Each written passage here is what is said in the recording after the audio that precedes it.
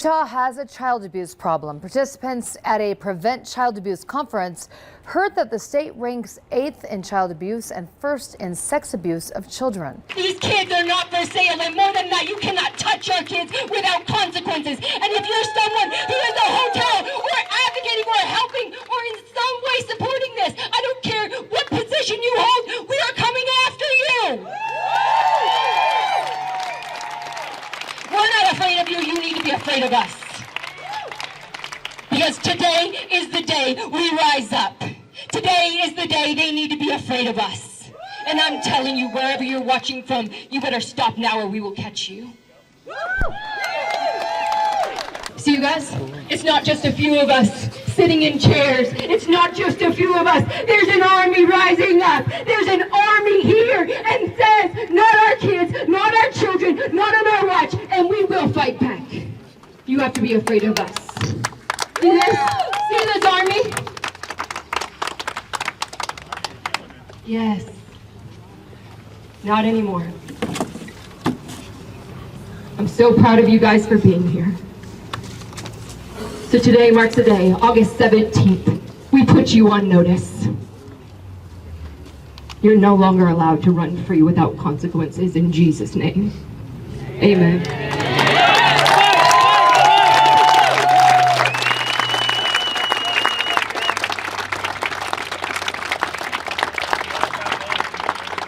And welcome back to We Are the People. This is your host, Jason Preston, and again with my long-lost friend, Tom. How you doing, brother? Good, Jason. Good to be here. Oh, Thanks for having me. It's so good. It's been too long, but we're thankful for you, and we're especially thankful for someone who has come into our lives recently, who has been shaking the foundations of this state and making a name for herself very quickly. Sharelle Mendenhall. Hey guys. Mrs. United States. How are you? I'm doing amazing. Thank you for having me, guys. Yeah, and to our audience, hopefully a lot of you guys were able to come to the rally we had on Sunday.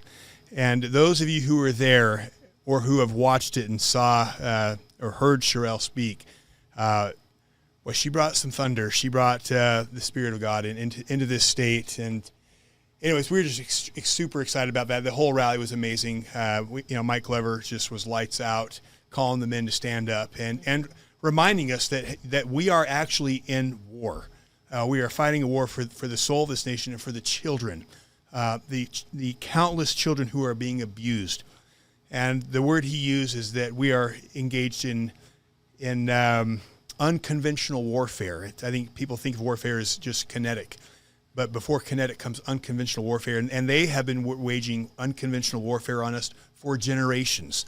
In our taking control of our schools, waging war through the media, through taking control of our politics, through propaganda. And it is time that we, the people, start waging war back through the same things, which is unconventional warfare, which is winning with the microphone, which is winning through media, winning the minds of people. Because one of the things Plato said is, he who tells the stories rules the world, and we can no longer let the mainstream media rule the world with their narratives, because the corruption that has been allowed to grow and take root in this nation, I think God's shining a light in it, and it's time to stop. So anyways, I want to thank you guys. We're going to have an awesome show. We're very excited to have both these guests here. Tom, more of a co-host. But please go to our website, wearethepeople.org. Subscribe. We are coming out with some very, very heavy-hitting things the end of this month. In fact, the 27th. I expect after that we are going to see major censorship, because we are starting to shine the light on some very powerful people and organizations that, and with all the receipts. So please stay tuned, but please sign up for our newsletter so we can get that content out if they try to take down our channels. All right. Let's jump into this. Yeah. Well, I'm just going to tag on to that, because as you're saying, the censorship, but I truly believe that there are good people out there that are going to take this and amplify the voice of what you're doing. No longer are people standing by saying you can touch our kids. They're seeing this happening. And so I truly believe, and I'm speaking that out because I truly believe there's life and death in the power of the tongue. So I'm speaking it out right now that there's an army of people, there's an army of men and women who are rising up and saying, no, I'm no longer afraid. of what's going to happen, and I'm going to stand up for that innocent children. So I'm going to say right now that the receipts that you're bringing, you are not going to be suppressed, you are not going to be silenced, and there are going to be people who are going to go out there and help you take it to the next level. We are coming together. Okay. You guys see why we love her. Well, I think there's no mistake. Again, when you put a frequency out into the universe, things attract. And so, I mean, Jason, you've been after this for a long time, and I've always said that I respect you for it because I know that it's a hard task. And I think for a while you felt that you were alone in this, but finding that there's other people that have a big voice and a lot of information to add to this are actually helping you. And so you're seeing the world come together to fight this. Amen. Yeah. Well, I think God has heard the cries of so many countless children, and I think He is shining a light, and I think He will bring justice, and that starts with you. So I just want to bring up a couple facts of why we're doing this, why this is so important. We talked at the rally, and we talk about warfare, and I just want you to imagine, because I'm going to kind of put this in perspective, how serious this situation is. We are at war with China. I think we could use them as an example, and I think if you were to imagine what would happen if an enemy came into this country and into this state and started taking away people's children and filling up our stadiums with them. They went down to Provo and they filled up Lavelle Edwards Stadium, chock full with children. And then they went and filled up Lavelle Edwards Stadium. And then after that, they went and filled up the stadium for the Utah State University.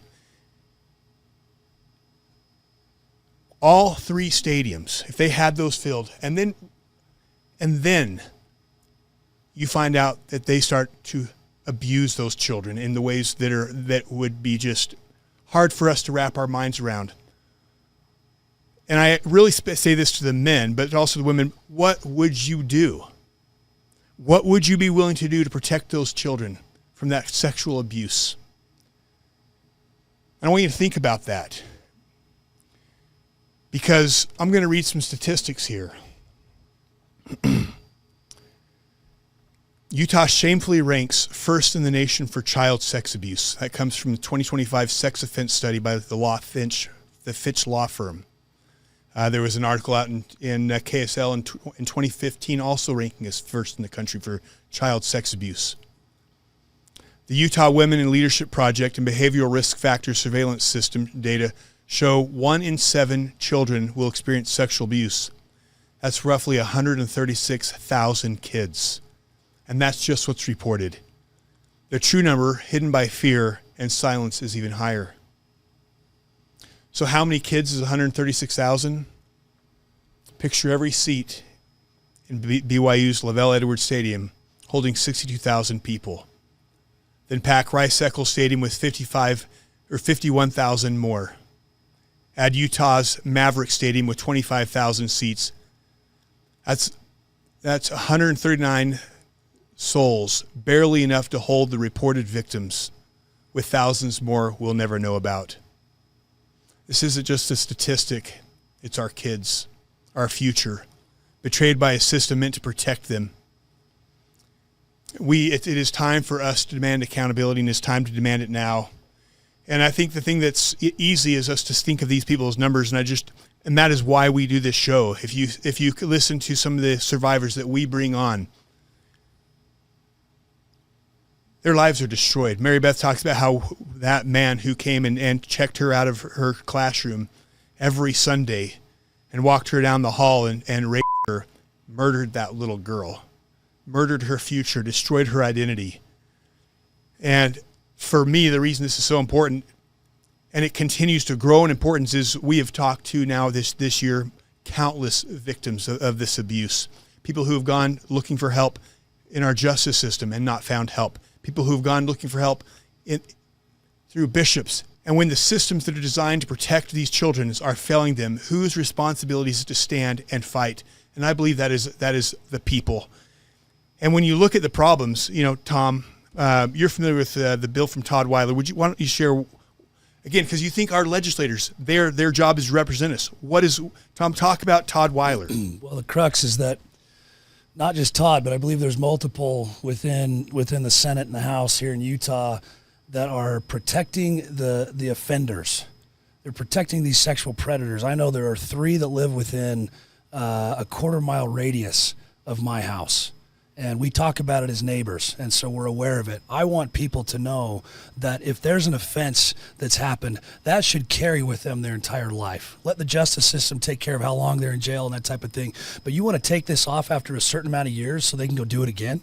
They're free. They can roam in public. And I'm not saying there's no room for forgiveness. There is. God's a forgiving God. But at the same time, I think that something so atrocious as the offenses that these guys have done to little kids, I think it should be known, and you should carry that scarlet letter the rest of your life as part of your punishment, and to say this is part of the remorseful period that you have, and to get over it. But to have legislation carry this to lessen this is it's almost worse than the offense, because they're now taking this and silencing these voices.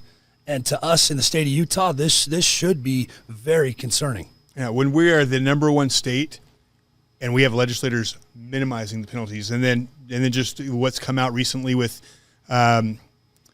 Stuart Adams minimizing the penalty for an 18-year-old having sex with a 12-year-old. Yeah.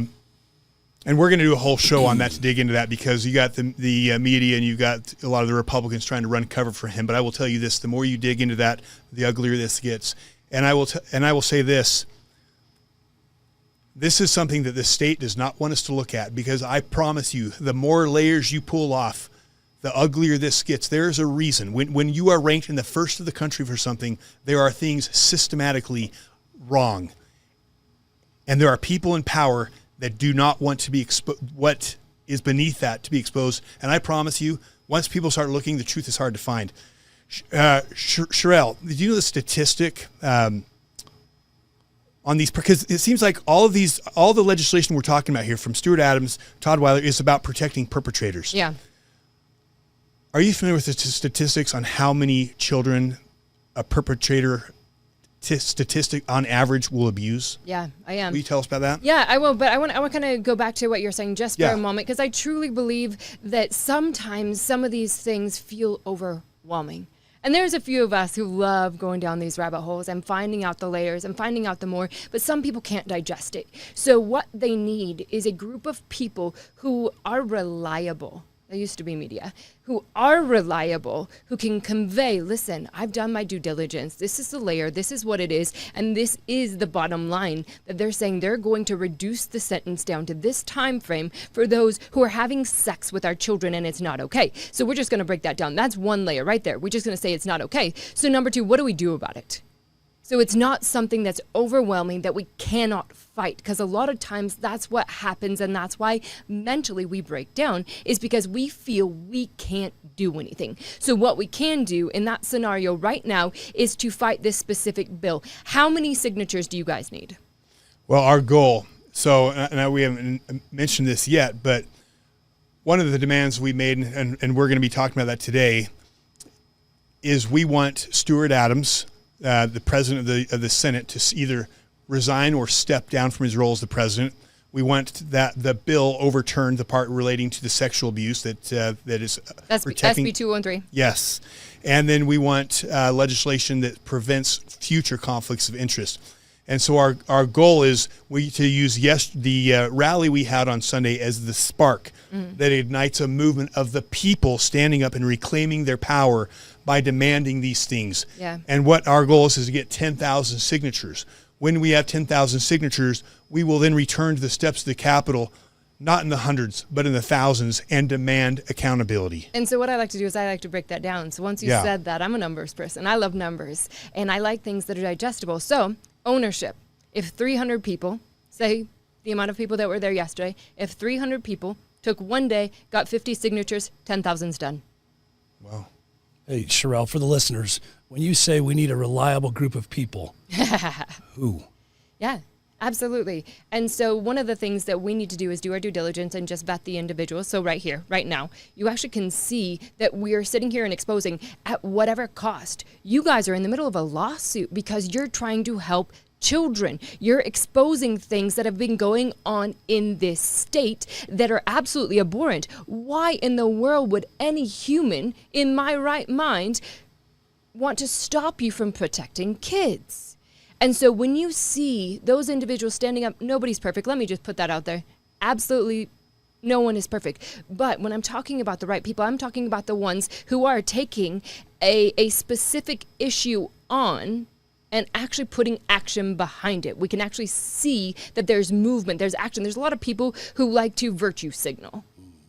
So I would say identifying each individual place that you want to get involved in, the people who are already doing the work, and come alongside them because they can't do it alone. So that's some of the right people. Okay.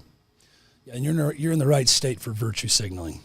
We know what that is here. Yeah. It's actually abhorrent in my opinion, because you're doing things where you're saying you're doing things in God's name, but you're not. You're doing it for the club or for the look. Right. And that's not the right reason, and it doesn't go anywhere. And that's not a God that I serve. Nope. And so, and I even said this yesterday, we can kind of get into that a bit later, but one of the things that I said, because I came up here on a mission. It wasn't just on an invite, because I truly am not impressed with what Charerelle says, to be honest, because my words aren't going to heal people. Jesus' words are going to heal. Jesus is the one who actually can heal and redeem. He can heal absolutely every wound physical. He moves in power. He moves in authority. And so when he has me on a mission, it means I'm partnering with heaven to be able to bring the good news to a specific area. And so when I was sitting there and I'm asking the question about what it is that he wanted me to go to Utah for, because I wasn't sure. It's like a lot of times I spend, doing motivational speeches. I'm speaking at business engagements, things along those lines. And I'm like, what am I going to speak on? And yesterday morning, it wasn't until the day of that he just gave me this powerful vision of what I was supposed to speak, what I was supposed to decree. He's like, I'm sending you there with a prophetic word over Utah, that no longer are they going to use God to manipulate, because that God, that's not the real one. That's one that they've made up and put into an entire chapel that doesn't actually carry power, authority, and love. And it's exact opposite of who Jesus really is. And so he had me just talk about how detestable sexual sins are. He literally lists all these things out, how abhorrent, how he hates it, and how he's coming in and he's partnering with people who are standing up and fighting the good fight. And so it was a prophetic word. It was a declaration of what was happening yesterday. 8 is the number for new beginnings. So we're sitting here in August, and this month is a month of new beginnings. And so from today on forward, where it has felt arduous before, it's not going to be arduous going forward. You're going to have people who are going to hear with clarity, because before the enemy also had like earmuffs on people, and it was going through filtration. It was causing them to break down. It was causing them to feel overwhelmed, and they could not find the way to fight it. But now they have hope. There's hope coming over Utah. There's an entire group of people who aren't afraid anymore.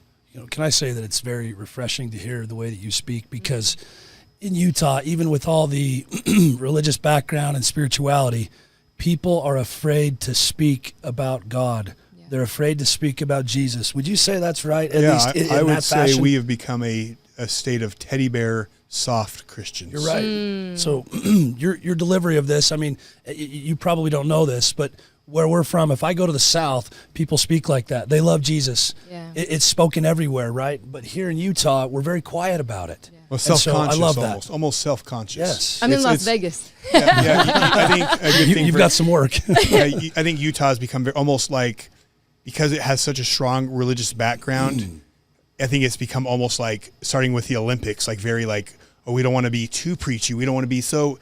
Well, we don't even think we don't want to be weird anymore. Which is the problem, right? We don't want to be weird. We don't want to be a peculiar people. We want to be like everybody else. We want to blend in. We don't want to put anyone off. We don't want to be, we want to fly our all the flags that everyone else flies, and everyone's welcome here. And we're not going to get mad at anyone for doing this. We're just going to love everybody. And that is, Utah's become very, you're right, teddy bear Christians. Right. Interesting. So thank you for that. Yeah, you're welcome. And I actually didn't know that. So thank you for sharing that. Because, I came up here, like I said, it was like a mission. It was like the strike mission that he's saying, I'm appointed you. And I was reading in Jeremiah before I came up here, and he had anointed him. He had appointed him, and he said, to Jeremiah that I'm actually protecting you, where there was prophets that he had sent before that were killed. You know, he's rising up Jeremiah and he's saying, listen, no one is going to harm you. I'm going to send you out, and I'm sending you out with this word.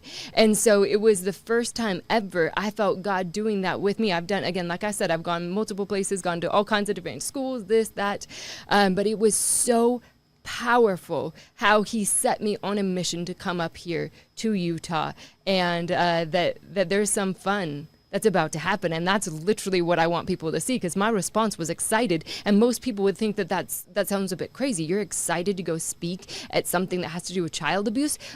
But I am, because I know that my God is so much bigger, and he's appointed us for a time and a season, and he's exposing absolutely everyone and everything. And I put people on notice yesterday. I said, you either stop or you will be exposed. Good. That's what's going to happen, because he is not going to tolerate what's happening to kids anymore. There's a moment in time.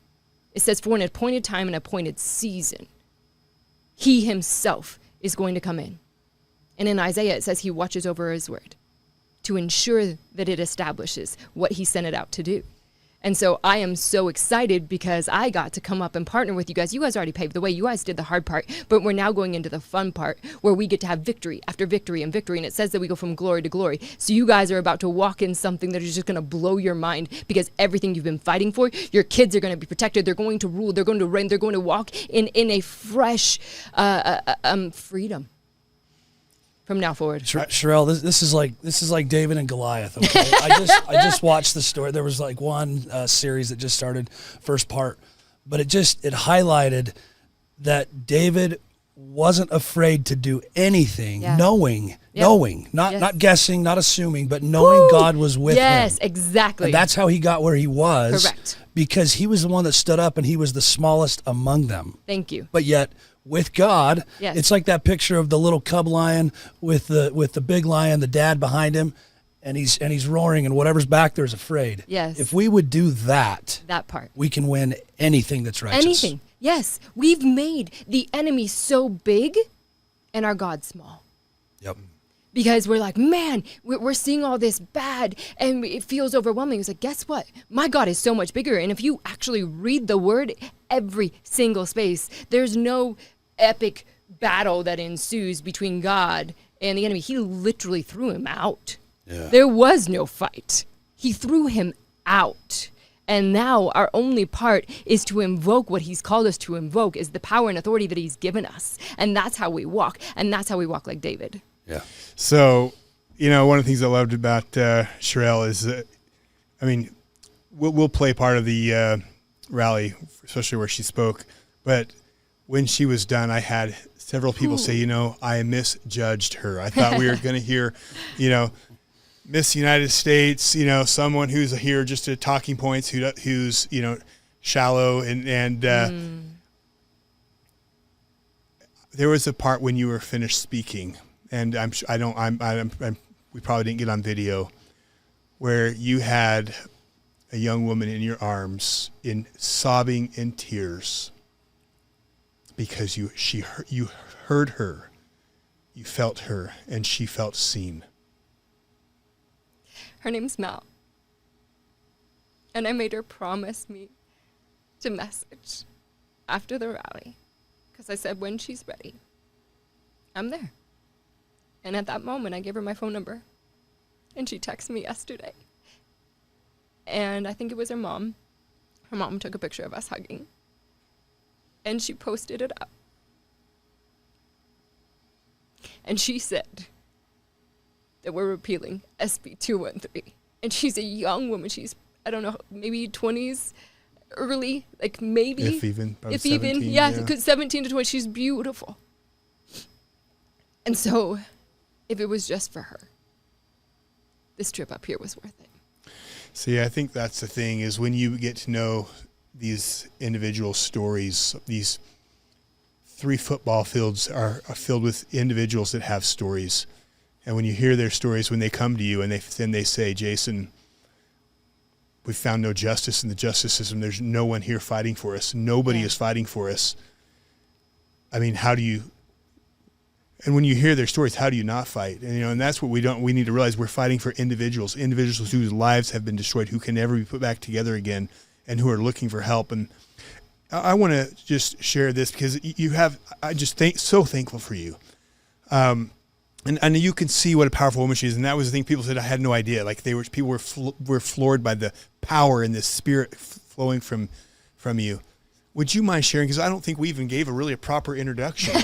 Would you mind sharing a little bit about your background and how you got to this point? I think our listeners would love to hear, and you have a beautiful story.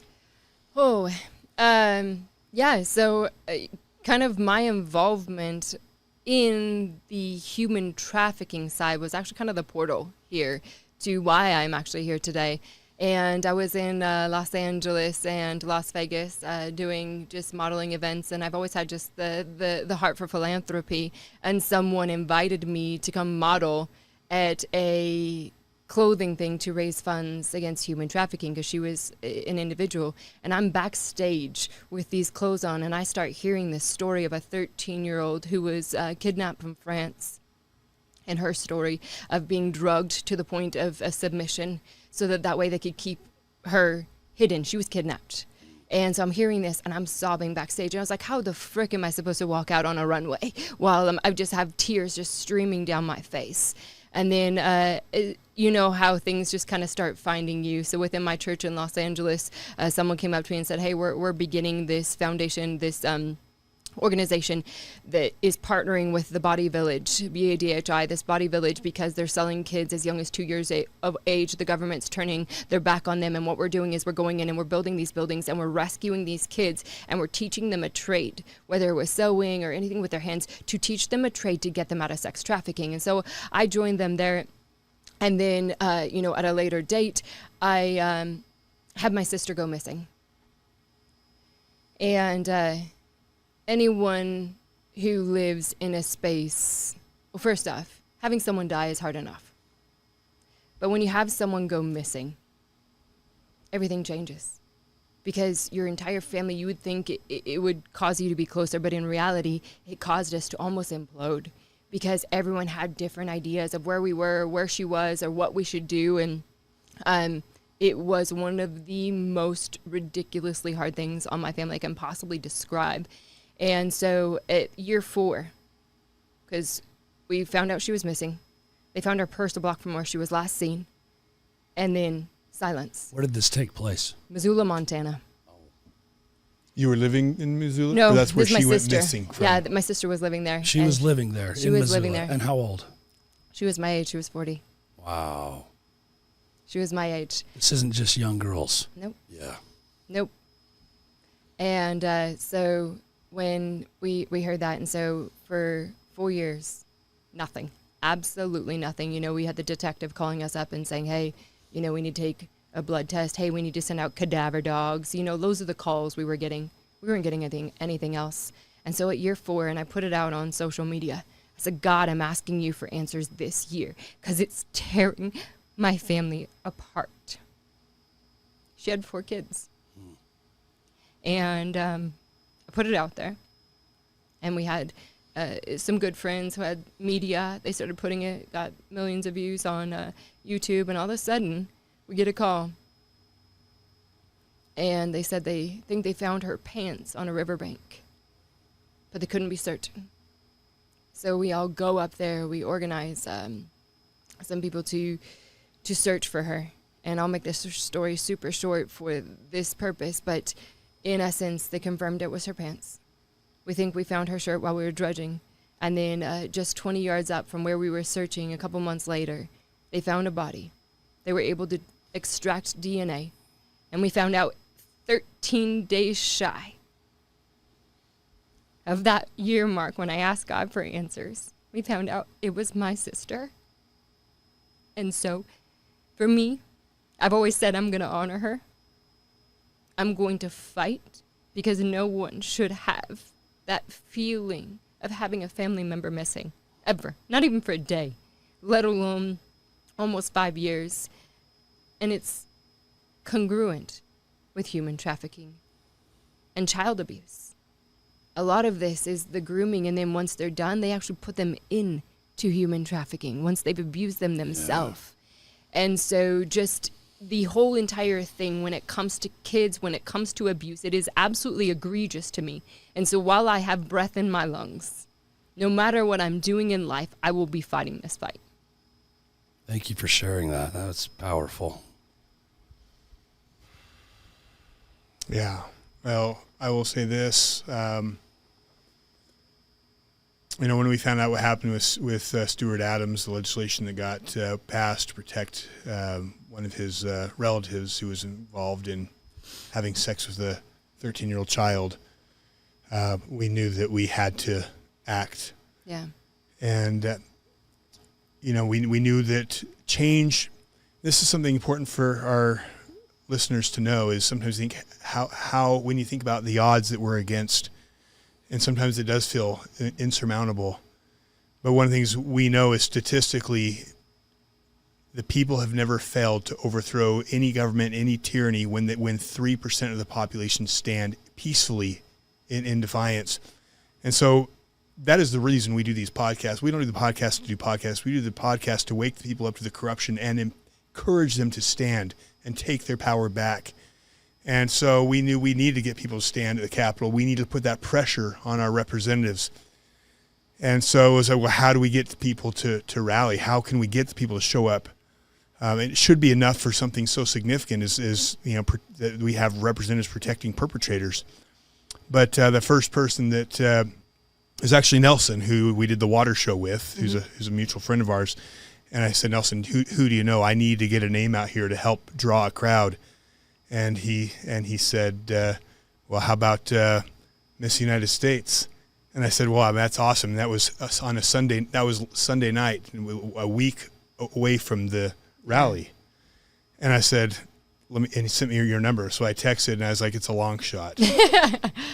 And the next morning, I wake up and I got a text from you, and she says, let's go. Let's try to find a way to make it happen. Yeah. Well, I vetted you first, just so you know. I made sure you were legit because I'm not willing to waste my time. I'm not willing to partner with more virtue signaling. I don't have time for that. Nobody does. Time is the one commodity we can't get back. And so for me, I vetted you, and I saw that you guys weren't going at this politely, and I truly believe you guys just need backup because you're fighting it within these walls, and you need backup. And I'm bringing the backup. And when you're talking about justice and where they failed at justice before, I have individuals who are going to help you get their justice. And any of the other individuals who do hold a law degree, who do want to step up, I challenge you right now to call, because guess what? It's going to happen on your watch or not. And do you want to be a part of it, or do you want to sit in your comfy little studio that is going to go nowhere? But this is going to help you, and it's going to be mutually beneficial. It's going to gain you a name because you're fighting for something that is going to change history in Utah. We're going to change the numbers, and I promise you, because I said it yesterday, I decreed it yesterday, I prophesied yesterday, that a year from yesterday, we're going to have another meeting on those steps, and the entire lawn is going to be covered with people, and we're going to have overturned the bill, and we're going to have other numbers that have changed. Utah's no longer going to be number one. We're going to be changing statistics in 1 year, and that's only possible with God. I love it. So we talked earlier about the power and the delivery of the message, and really it's just authenticity. Okay, I can feel the authentic nature of what you're dealing with, right? Because of your family, you're a woman, okay?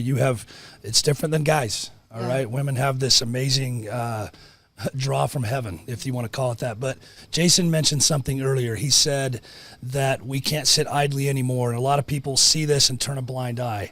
And here's the thing. God will hold people accountable that know about this, that don't want to get involved.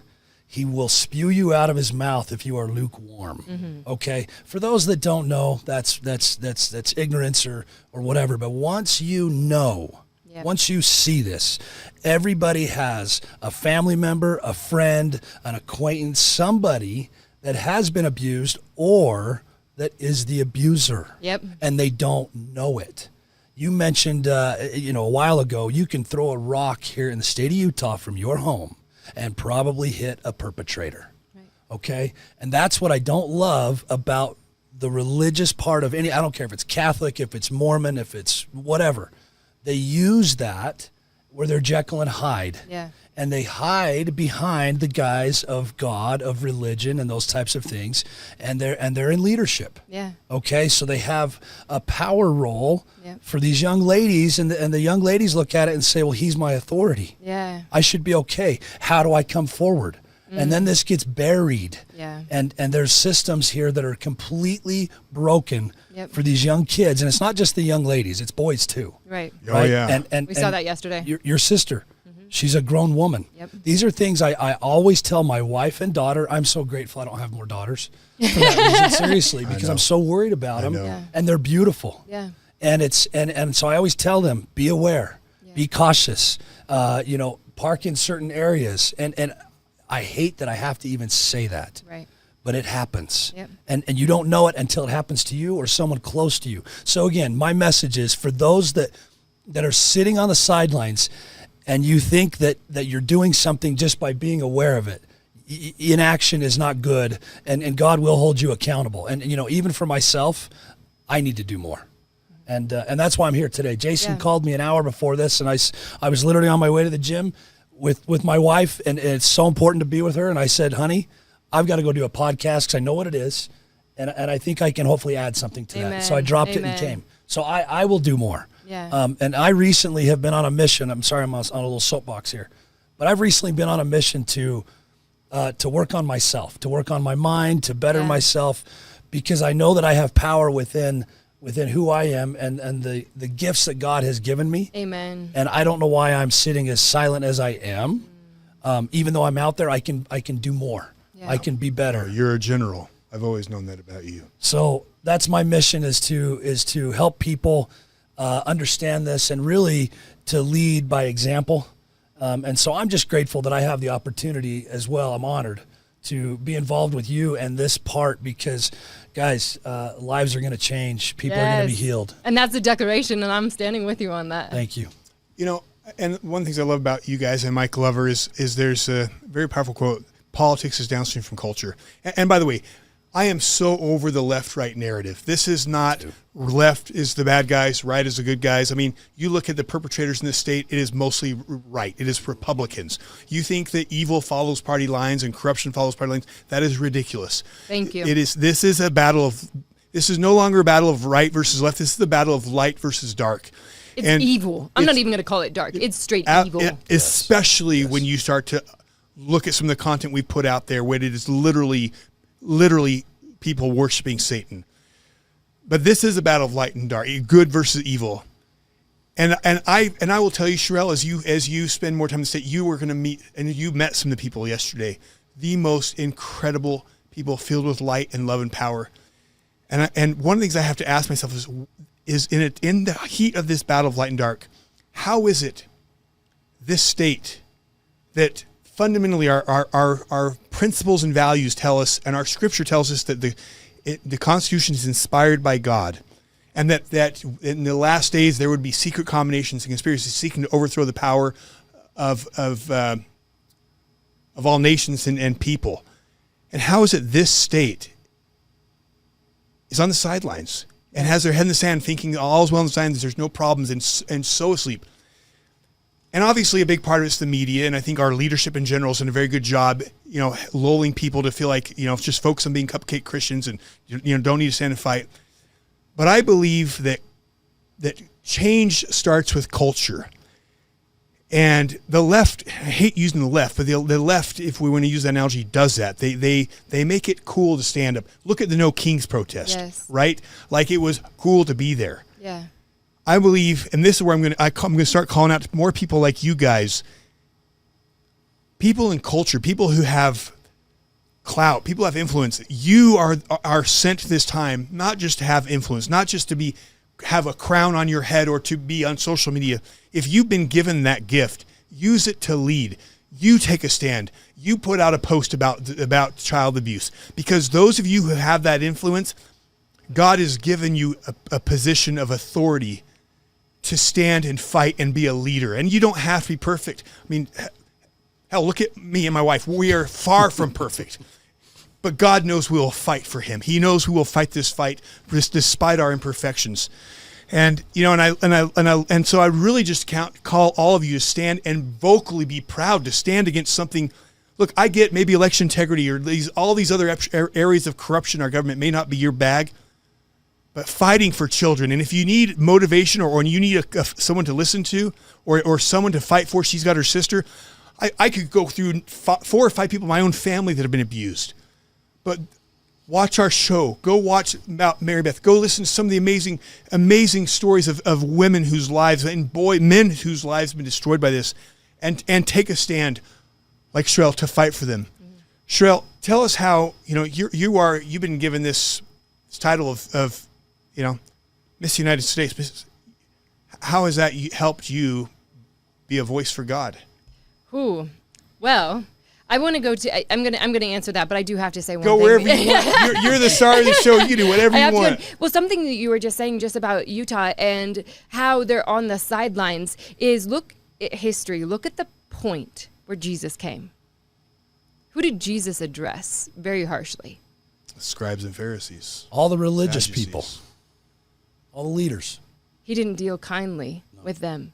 Who he dealt kindly with are the ones who were lost, who didn't know and hadn't heard yet, which is to your point, the ones who had heard are the ones responsible. So these people pretending to be sent by God, that's not God. That's literally Satan in a guise, because Jesus literally came, and if you go through and you just see all of his words, he actually tears down every single thing that they're doing.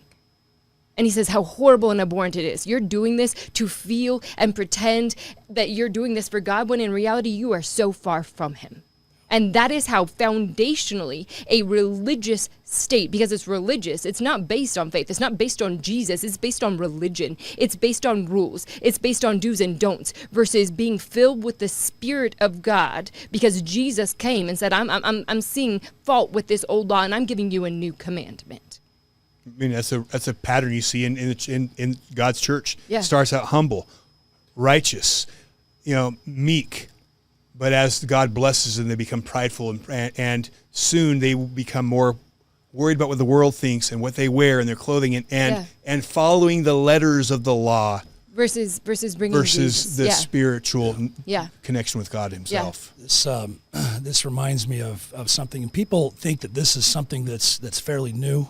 This is something that's been happening since the dawn of time. Correct. And the perpetrators are using this, and I'm gonna get into something just a little bit deep here, but it's factual. Okay?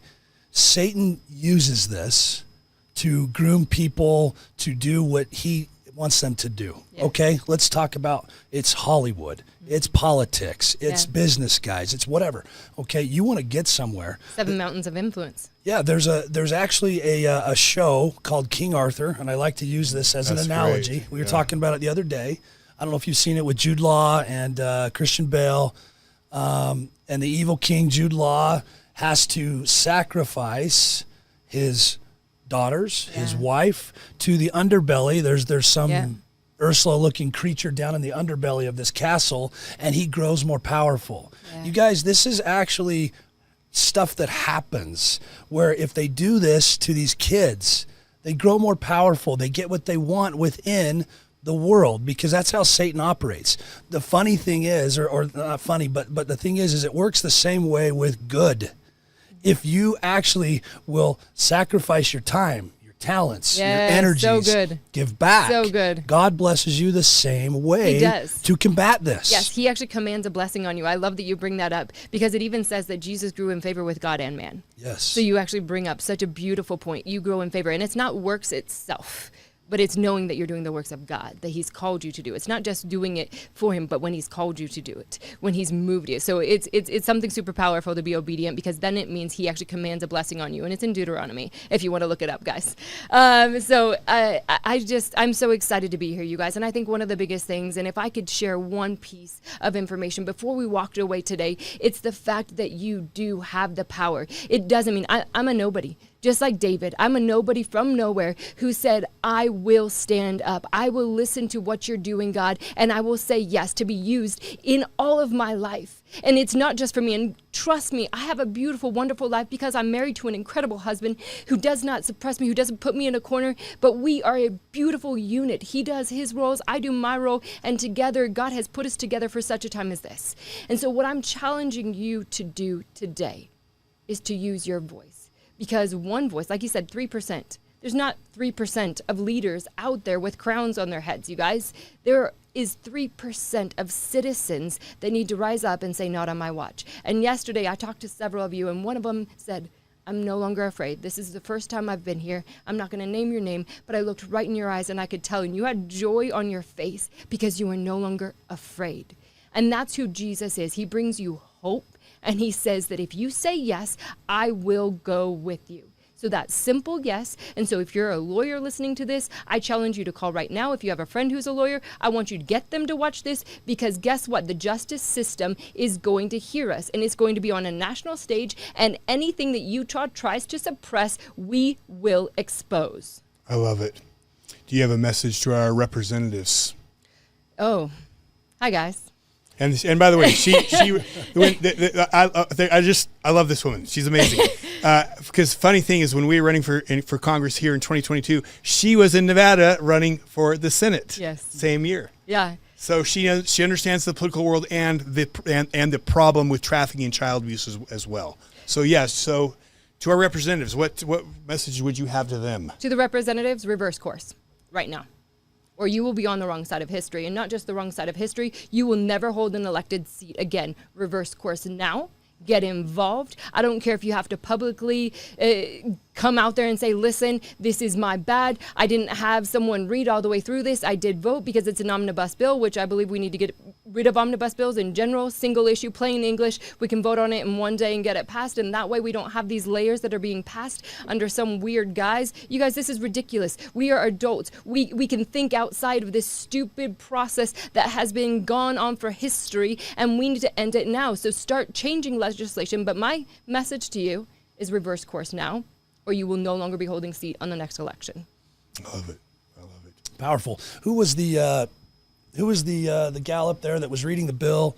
The sponsor, I forget her name. Carrie Ann Lisenby. Thank you. And she then she was being questioned, and she said, "Is that what it says?" And she had to pause for a minute. Tell me what it says.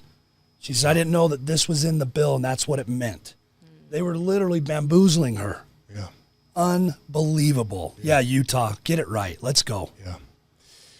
Well, as we wrap up, I want to give both of you a chance to give your final thoughts. We'll start with... I'm going to start here. Start here, Tom. You want me to go first? Yeah, All right, I'm Okay. good at ad-libbing. First and foremost, again, thank you for the opportunity to be here. Honored. If I've got anything to say, it's quite simply to get involved. And for those of you that are thinking about doing better in your life, this is a way that you can serve. Yeah. You can serve in a very simple capacity. You can serve in a larger capacity. You know, contacting these guys or just doing something in your community, just being aware of young children, being helpful, being a good person. Change society one person at a time. Yeah. And then find out, you can also go find out that where these things are taking place, Yeah. there are helplines, hotlines to help these kids, to Yeah. help, and then to help get involved. You can pay money into charitable organizations, whatever that is. Careful Yeah. on some of those, but just make sure that you're doing the right thing. And just being a power in your community. For those moms and dads, watch your children. Yeah. Okay? Pay attention to where they're at, who they're hanging out with, the sleepovers, Yeah. the neighbors, the cousins, the aunts, the uncles, whatever. A lot of times that's exactly how it happens. I have friends of mine that are my age and a little older have told me stories about this stuff. Yep. So this has been going on a long time. So just be aware, and then the last point is use God to be behind you. I need to tell a story that relates to this. I was going through an issue where we had some squatters trying to steal a property from us, from the family. And, my father put me in charge of this. And so I had this heavy burden, and we had our lives threatened during this. And I was having a very serious talk with my wife, and she said, why, first of all, she said, what's the property worth? And I told her, and she goes, is that worth it? And I says, I don't care if it's worth $1. It doesn't matter to me. It's principle. And here's what I said to my wife. I said, it's not about me.